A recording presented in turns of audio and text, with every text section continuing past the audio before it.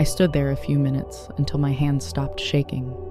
In the chart I wrote, Rose active at 1 o'clock, speech contact, disorientation, nothing specific. The next days she was the same, quiet, absent, staring at the ceiling. I came in for rounds, she didn't react. On Friday she took my hand again. Her voice was lower than the first time. The cat didn't eat. You rushed this morning. I did rush. I poured food fast. I didn't check the water bowl. Martha sometimes refuses food when she senses I'm stressed. I can't explain it. I just know it happens. I started keeping notes.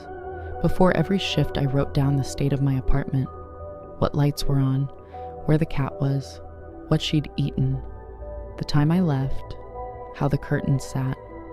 Once I took a photo of the living room before I walked out, just so I'd have something to compare later. It would have looked paranoid from the outside. I needed to know if this was coincidence or not. Rose spoke irregularly. Every few days, sometimes less. Not always about my apartment. Sometimes it was fragments, names I didn't know, pieces of conversations I never heard. When her family visited, they said it was just her usual. I didn't ask what usual meant, but when she said something specific about my place or about Martha, she was right every time. Martha is sitting by your door. I get home after shift and find her by the door. Something flickered in the window. I check and find a branch scrape the glass, a fresh mark on the frame. You didn't close the balcony door all the way. I come home and the balcony door isn't latched shut. Every time I found an explanation. And every time the explanation didn't change the fact that she knew before I did.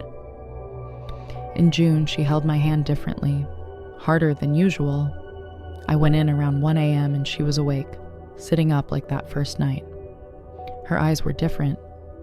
For the first time, she looked straight at me, clear and focused, no emptiness.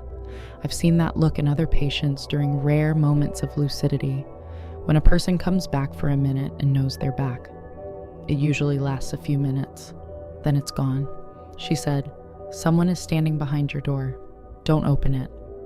I told myself it was dementia, spatial confusion, fear with no source. I wrote it down and moved on. That morning, when I got home, I ran into the neighbor who lives below me in the lobby. He stopped me like he'd been waiting to tell me something. He said he saw someone on our landing during the night, right by my door, around 4 a.m., just standing there, not knocking, not moving.